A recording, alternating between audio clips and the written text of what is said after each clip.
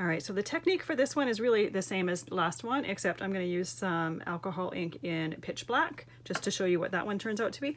And then I wanted to show you some of the alloys. These are fairly new to the alcohol ink line, and the point of them is to be a little bit more chunky so that the metallic kind of chunks all together, just to give it more of a leafing effect. So I'm going to use Foundry Alloy with this one. And just like the metallics, you want to make sure you hear that rattling noise so that you know that you don't have the ball stuck in the micas at the bottom of your project. So I'm going to mist with some isopropyl alcohol, and you can see I got some bits from there when I was opening it up earlier. And I'm going to, and I put a little bit of Foundry in each one of them. Get some of the alcohol ink or some of the metallic right off the bat for this one. But you see how it's all chunking together? So it just depends on the type of look that you want as to what you would use for it.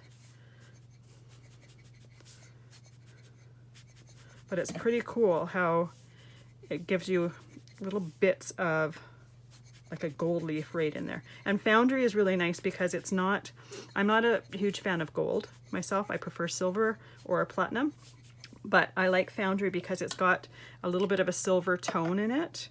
So it's not really bright yellow gold.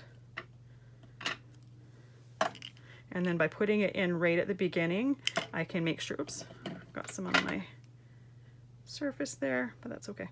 I can make sure that it really gets spread around my project. But you see how we've got some blues coming out, some pinks coming out. I love the different colors that come out when I use this color. I'm gonna add a little bit some in here. So you see the technique that I'm doing with this is really the same. I am adding more of the alloy to this than I added of the metallic for the last one, and the main reason is because it chunks rather than just spreads all out. If you add metallic mixative, it tends to blend with your alcohol ink and it tends to just overtake the entire thing. But the nice thing with the alloys is because they are designed to kind of chunk together, you don't have it taking over your whole project.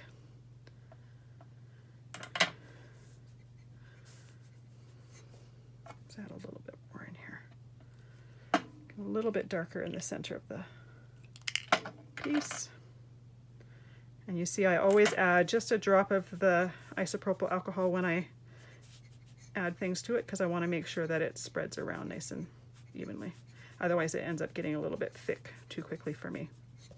A little bit down there. Let's get some of these dark areas. Blend it out a little bit. But look at that, like almost a bright blue in there.